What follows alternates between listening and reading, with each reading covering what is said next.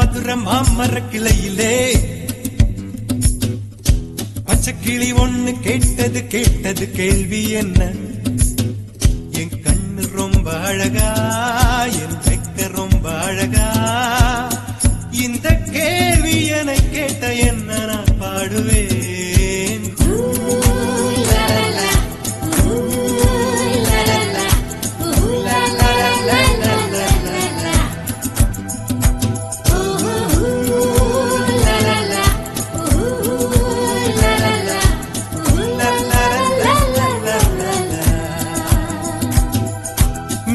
சாலையிலே மாட்டு வண்டியிலே போராளே பொண்ணு ஒரு தீ